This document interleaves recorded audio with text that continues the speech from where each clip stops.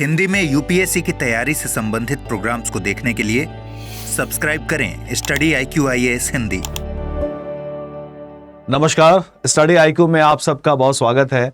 मैं हूं अजय अनुराग और आज इस सेशन में मैं आपके साथ बात करने वाला हूं वैकल्पिक विषय हिंदी साहित्य के बारे में।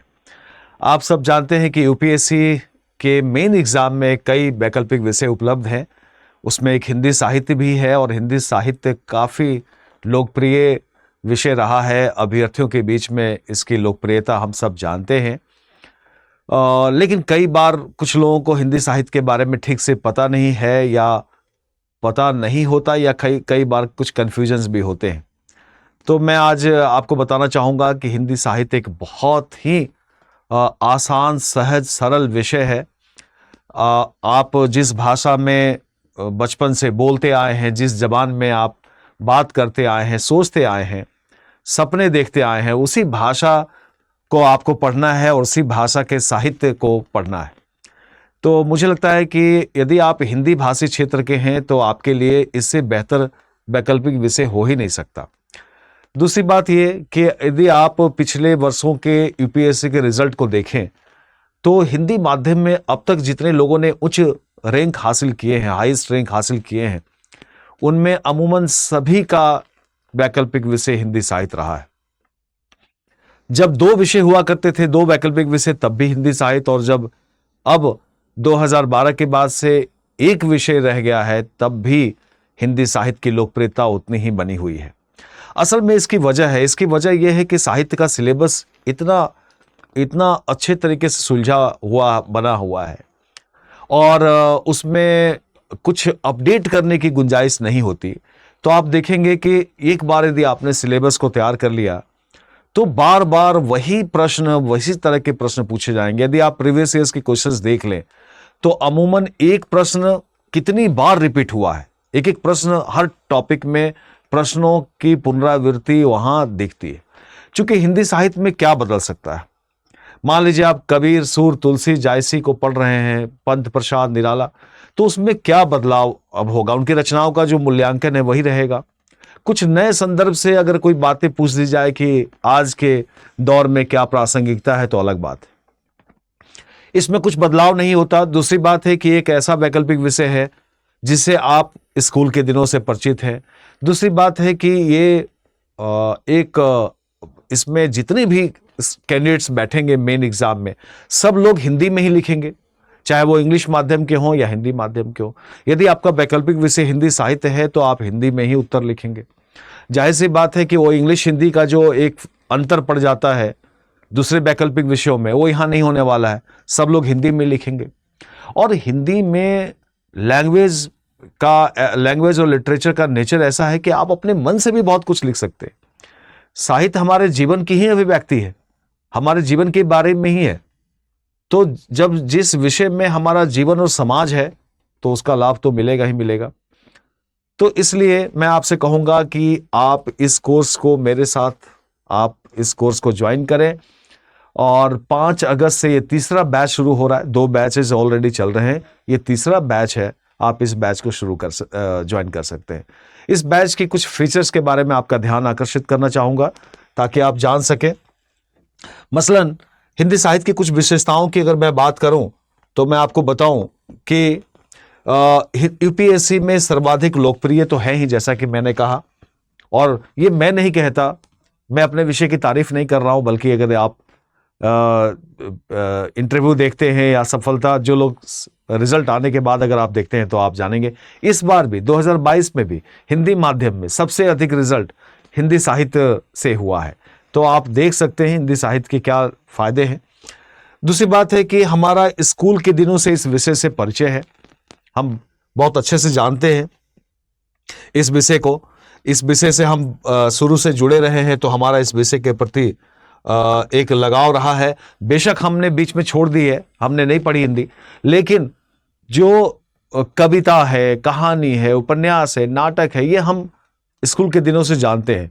और जैसा कि मैंने कहा कि प्रेमचंद, निराला, प्रसाद, जयशंकर प्रसाद, कबीर, सूर, तुलसी, इनके नामों से हम भली भांति परिचित हैं।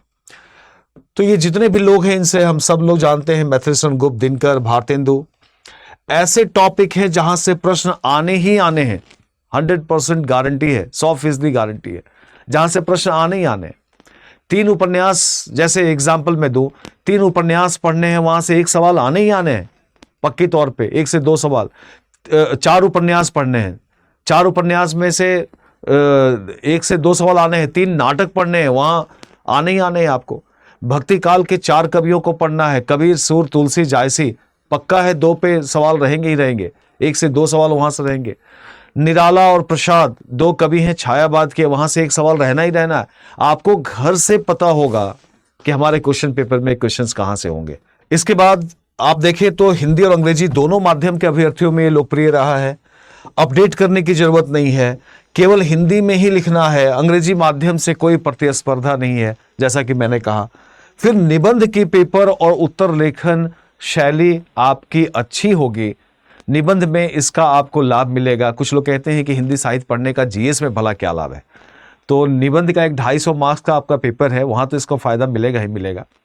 हर चीज जो हम करते हैं अपने लाइफ में, अपने जीवन में, उसका कुछ ना कुछ एडवांटेज हमें मिलता ही है। आपकी लेखन शैली बेहतर होगी, आप निबंध में बेहतर लिखेंगे। प्राय हिंदी साहित्य के अभ्यर्थी जो है निबंध में अच्छा स्कोर करते हैं, तो आप अच्छा कर सकते हैं। अगर मैं इस कोर्स की विशेषताओं पे बताऊं तो 5 महीने का ये मेरा कोर्स है मैक्सिमम, उससे पहले ये फिनिश हो जाएगा। 400 घंटे की क्लासेस आपकी होंगी। उसके अलावा उच्च गुणवत्ता वाले नोट्स आपको मिलेंगे, बिल्कुल बेहतर हर एक टॉपिक पे। इसके साथ साथ हस्तलिखित नोट्स भी मिलेंगे, जो एक बड़ा अच्छा रिवीजन के लिए बढ़िया होगा। हर क्लास का एक हस्तलिखित नोट्स है, रिटन नोट्स है, जो आप वहां पाएंगे। इसके बाद फैकल्टी के मार्गदर्शन में लाइव उत्तर लेखन सेशन, जो टेस्ट सीरीज होंगे, टेस्ट सीरीज भी इसमें इंक्लूड है, उस टेस्ट सीरीज के डिस्कशन में करवाऊंगा क्लास में सबके मॉडल आंसर्स के साथ। इसके अलावा पिछले वर्षों के प्रश्नों के भी मॉडल आंसर्स आपको दिए जाएंगे। शुरुआत में कर रहा हूं 5 अगस्त से, और टॉपिक रहेगा हिंदी नाटक। तो आप नाटक पढ़ेंगे सबसे पहले, जिसमें 3 नाटक है, भारतेंदु का भारत दुर्दशा, मोहन राकेश का नाटक है आषाढ़ का एक दिन, और उससे पहले जयशंकर प्रसाद जी का नाटक है स्कंदगुप्त। तो ये नाटकों से शुरुआत करेंगे, फिर उसके बाद उपन्यास, फिर कहानी, निबंध, ऐसे करके हम लोग आगे पूरे सिलेबस को फिनिश करेंगे। इसके बाद जो इसमें है वो है कुल 12 टेस्ट आपके लिए जाएंगे, टेस्ट सीरीज भी इसमें इंक्लूड है इस कोर्स में। सेकेंडली, प्रश्न पत्र अलग अलग खंडों में, चार हिस्सों में, जो 8 प्रश्न पत्र अलग से होंगे, अलग अलग सेक्शन वाइज। प्रश्नों की संरचना और मूल्यांकन यूपीएससी के पैटर्न पे ही होगा, बिल्कुल उसी तरीके से मैं आपको बताऊंगा कैसे क्वेश्चंस पूछे जाते हैं और कैसे उसे सॉल्व करने चाहिए। इसके बाद उत्तर अपलोड करने के बाद आपको उसके आंसर्स भी मिलेंगे चेक करके। प्रत्येक पेपर पर समग्र चर्चा होगी, विगत वर्षों के प्रश्नों पर भी व्यापक रूप से कवर और विश्लेषण किया जाएगा, ताकि एक आपको आइडिया लग सके कि हमें कैसे क्वेश्चन सॉल्व करना है। तो ये चीजें रहेंगी। टेस्ट सीरीज का भी एक प्लान यहां मैंने दे दिया है, जिस तरीके से 3 सितंबर से टेस्ट शुरू होगा, 5 अगस्त से अपनी क्लास, और 3 सितंबर से टेस्ट शुरू हो जाएंगे। तो इस टेस्ट का भी हमने इस पर दे दिया है।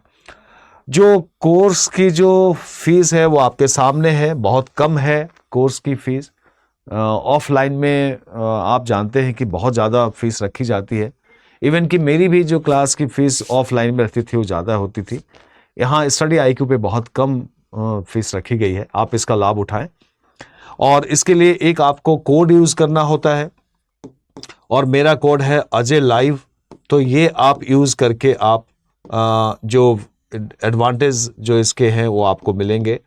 तो आप अजय लाइव कोड यूज़ कर सकते हैं, ठीक है ना। और आप सबसे मैं कहना चाहूँगा कि हिंदी साहित्य के बारे में एक बार विचार करें। कई बार आप नहीं जानते, इसलिए आप विचार नहीं कर पाते, नहीं सोच पाते, आपको लगता है कोई बड़ा मुश्किल सा विषय है। बिल्कुल मुश्किल नहीं है। ये विषय ऐसा है कि पढ़ते हुए आपको पता भी नहीं चलता कब सिलेबस फिनिश हो गया, नंबर 1। नंबर 2, ये ऐसा विषय है जो आपके जीवन को बदलता है, आपके जीवन में परिवर्तन लाता है। तो आप जरूर एक बार इस पर विचार करें। Thank you. हिंदी में यूपीएससी की तैयारी से संबंधित प्रोग्राम्स को देखने के लिए सब्सक्राइब करें स्टडी IQ IAS हिंदी।